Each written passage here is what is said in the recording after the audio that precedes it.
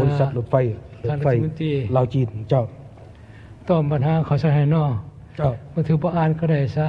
เจ้ายุติซะไปหมดเวลาได้3 นาทีเลยมีแต่ว่าการเปรียบเทียบของเส้นทางหลวงแห่งชาติทางหลวงท้องถิ่น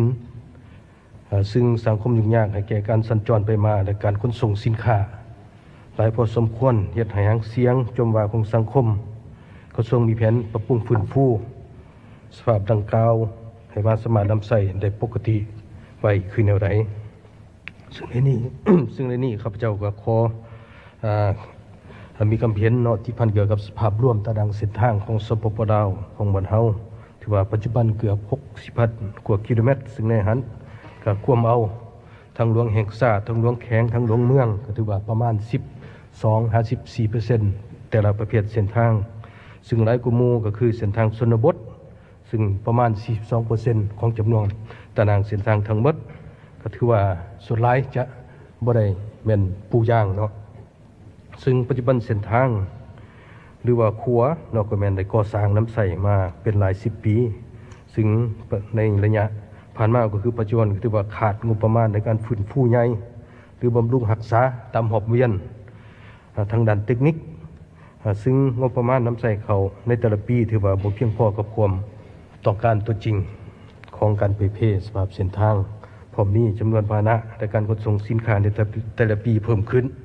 การคุ้มครองน้ำหนักรถบรรทุกและพาหนะขนส่งขนาดใหญ่แม่นปฏิบัติบ่ได้ดีรวมทั้งตารางเส้นทางในปัจจุบัน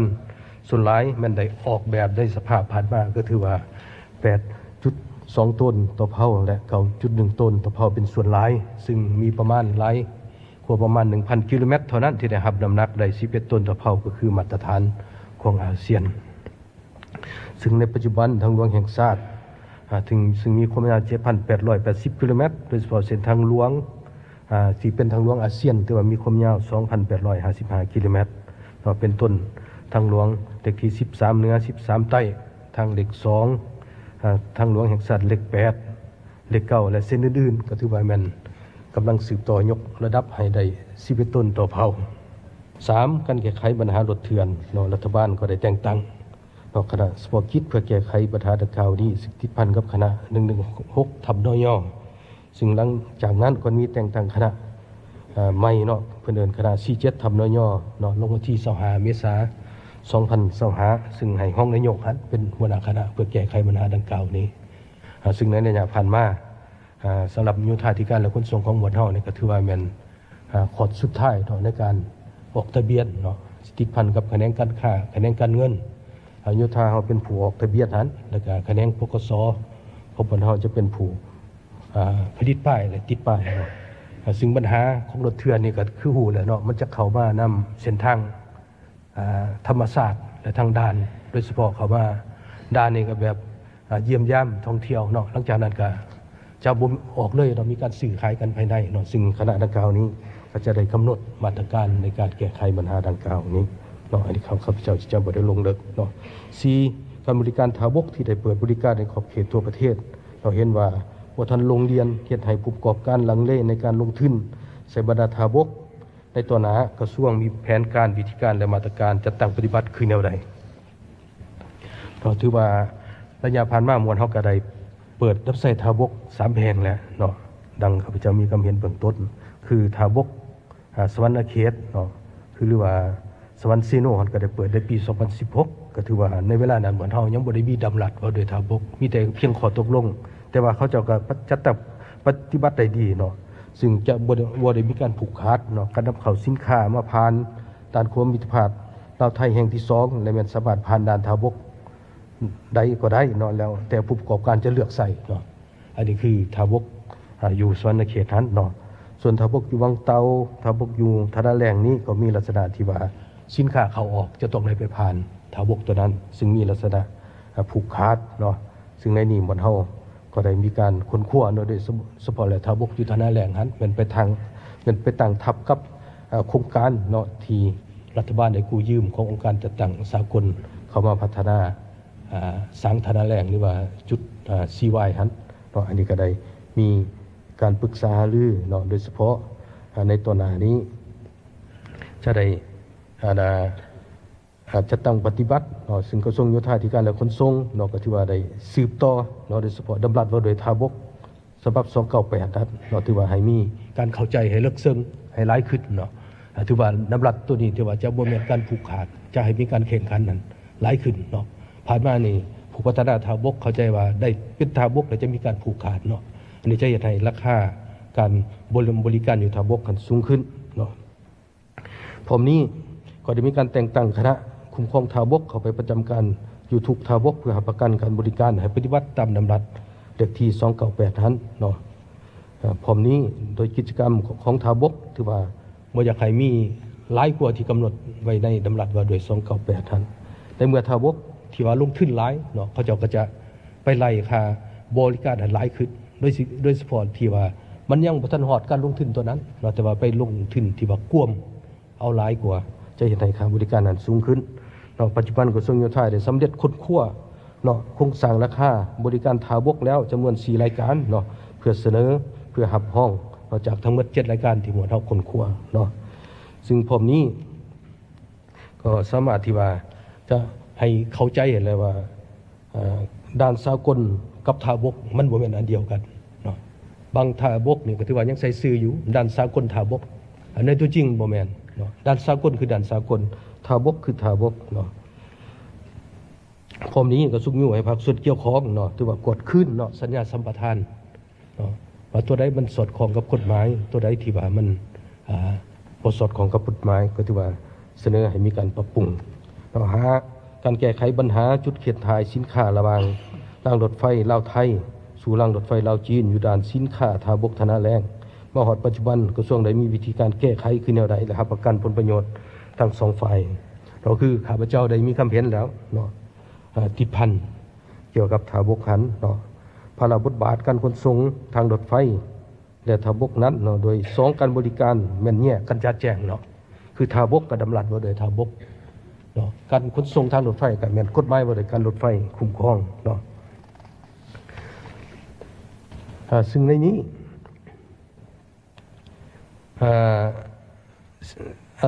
เส้นทางรถไฟลาวจีนเนาะเสื่อมใส่เส้นทางรถไฟลาวไทยเป็นเส้นทางรถไฟแห่งชาติซึ่งมีเขตสงวนและการคุ้มครองซึ่งระบุในกฎหมายว่าโดยการรถไฟเนาะชัดเจนแล้วเนาะเป็นการขนส่งตามทางรถไฟที่ผู้ประกอบการต้องมีระเบียบธุรกิจแขนงการนี้เนาะส่วนกิจกรรมบริการทาบกก็ระบุในดำรัสว่าโดย298ซึ่งบ่มีกิจกรรมที่ขัดต่อการขนส่งทางรถไฟเลยเนาะสาเหตุที่ว่าให้ทาบกเข้าใจว่าทางรถไฟทุกเสร็จจะต้องเสื่อมต่อใส่ทาบกตนเองคือกับบทศึกษานั่นถือว่าเป็นสิ่งที่เข้าใจผิดและมีลักษณะผูกขาดเนาะหรือว่าหลักวิสาหกิจหรือว่าบริษัทรถไฟลาวจีนเจ้าตอบปัญหาเขาใส่ให้นอเจ้าบ่ถือบ่อ่านก็ได้ซะเจ้ายุติซะไปหมดเวลาได้3นาทีแล้วมีแต่ว่าขอให้บรรดาสมาชิกสภาเนาะถือว่าขอคำเห็นของข้าพเจ้าก็ถือว่าใน6ข้อก็ได้ส่งให้บรรดาสมาชิกสภาแล้วเนาะมีแต่ว่าขอเชิญประธานสมาชิกสภาเนี่ยอยากถามติวบ่เพราะว่าทั้งหมดบทนี่ก็ได้ส่งให้ประธานหมดแล้ว6ข้อสักถามบางอันก็มันก็เป็นปัญหาเก่าทาบกถือว่าก็เป็นปัญหาเก่าการแก้ไขสุดเสื้อมันก็เป็นปัญหาเก่าแล้วซึ่งผ่านมาก็ได้บอกกันหลายแล้วก็คือสิแก้ไปหลายเติบแล้วมีแต่ว่าให้ทางกรรมธิการเกี่ยวของสภาคุณขั้วคักแน่ต่อไปนี่คำสักถามไม่นายมันแท้ตัวจริงตื้มเอาสภานี่มีใครตื่นเสิร์ชเอาท่านสุบันเสิร์ชถามสั้นๆเด้อจะขออนุญาตท่านประธานมีปัญหาเดียวที่อยากถามท่านรัฐมนตรีซึ่งเป็นปัญหาที่แก่ยาวมาดนอยากถามว่าการซ่อมแปลงเส้นทางเลขที่15จากสารวันไป5ดันละไลนี้บทชี้แจงนี้ก็ได้เว้าว่าถ้าว่ามีการสมทบสุขยูบริษัทที่ขนส่งนำใช้เส้นทางนั้นเพื่อปฏิบัติแต่ว่าอันนี้มันแก้ยาวมาดนนี้จะมีวิธีการแก้ไขคืออะไรขอขอบใจส่วนอันนี้แหละเขตนาเขต5ไปเชิญมีอย่างเนี่ยก่อนอื่นขอเฮียนท่านประธานและคณะประธานเฮียนท่านรัฐมนตรีข้าพเจ้าสสสจากเขต5ขออนุญาตถามแต่จุดเดียวว่าเป็นหยัง อยู่ด่านสั่งนำนักแต่ละบอนหั่นนะจึงบ่มีสางเก็บฝากสินค้า ในกรณีว่าน้ำหนักเกินก็ต้องได้เอาออกหรือเอาลงแล้วจะให้ผู้คนส่งสินค้าเอาไปฝากไว้บอนใดตอนนี้ในตอนหน้านี้ทางกระทรวงมีที่ทางแผนการจะแก้ไขปัญหานี้แนวใดขอขอบใจเอาส่วนพุ่นละเขต12บ่ผู้สุดท้ายซะเด้อยาสมถามตัวอีกเวลาหมดเท่านี้พวกชายที่ ขอบใจท่านประธานครับเจ้าไม้ฟองไม้ทรายเกียรติ12แขวงคำมวลมีคำถามข้อเดียวเนาะปัจจุบันมันมีรถขนส่งถ่านหินออกจากลาวเฮานี่ไปเบื้องฝั่งตะวันออกอยู่ลาวเฮานี่คนใส่รถ22ล้อหรือว่าหลายกว่านั้นบัดไปฮอดฝั่งนั้นใส่แต่รถ6ล้อ10ล้อเท่านั้นเฮ็ดให้หนทางนี่เปเพเสียหายประชาชนได้รับความเดือดร้อนท่านจะมีแนวทางแก้ไขปัญหาได้คือแนวใดขอขอบใจคือสิได้เนาะตอบมี3คำถามให้ท่านรัฐมนตรีตอบด้วยส่วนปัญหาอื่นข้าพเจ้าคิดว่าก็ยุติพอเท่านี้พอเวลาก็หมดเท่านี้แหละเอาส่วนเจ้าขอบใจบรรดาทานสมาชิกสภาแห่งชาติเนาะที่ได้ยกคำถามเนาะโดยเฉพาะอันนี้ข้าพเจ้าก็มีคำเห็นแบบร่วมเนาะโดยเฉพาะสิบเวนทางหลวงแห่งชาติเลขที่15ดอกเนาะอยู่สารวันเนาะจังเลยก็จะมีครัวคำนำของแห่งที่6เนาะแห่งที่5นี่จะสำเร็จและเปิดดำใสในท้ายปี2025จากนั้นหมวดเราจะมีแห่งที่6เนาะหลังจากนั้นเนาะซึ่งปัจจุบันนี้ก็ถือว่ามันจะได้ให้สำเร็จบทศึกษาซึ่งในนี้ก็ในเมื่อเป็นเท่านั้นแล้วมันจะได้ห้องหับเป็นเส้นทางอนุภาคพืชในเลขที่15มันจะบ่แม่น 9.1 ต้นต่อเผาในการหับน้ำหนักมันจะก้าวไป11ต้นต่อเผาเนาะซึ่งปัจจุบันนี้หมวดเฮาคือครัวแห่งที่3อยู่คำมวนเนาะแล้วเฮาจังเลขทางที่12ก็ถือว่าปัจจุบันนี้หมวดเฮาได้ขึ้นฮ้อนยกเป็น11ต้นต่อเผาแล้วเนาะเพราะฉะนั้นแล้วข้าพเจ้ามีคำเห็นเบื้องต้นแล้วงบประมาณเฮานี่บ่เพียงพอตัวนั้นจะได้สมทบกันแหละเนาะระหว่างภาครัฐภาคเอกชนเพื่อยกระดับให้มันได้11ต้นต่อเผาโดยการเก็บเงินแต่ว่าเก็บเงินเป็นภาครัฐเฮาจะเป็นผู้เก็บสิเป็นลักษณะแนวนั้นต่อไปเพื่อให้ยืนยงคือข้าพเจ้ามีคำเห็นแหละถือว่าทางหลวงแห่งชาติ 7,880 กิโลเมตรหั่นมีแต่ 1,000 กว่ากิโลเมตรตอบสนองได้11ต้นต่อเผาเนาะเฮาสิได้หันไปตัวนั้นถือว่าเป็นระยะยาวนานเพราะฉะนั้นแล้วในวันที่12หันก็สิจะได้มีการเสนอนโยบายเนาะสุกยู่ในการก่อสร้างเส้นทางคือให้บรรดาสมาชิกสภาได้ไปขอความเห็นตืมเนาะสำหรับการคุ้มครองน้ำหนักเนาะคือข้าพเจ้ามีความเห็นนั่นแหละในเวลาตารางเส้นทางของมวลเฮานี่นับขยายขึ้นไป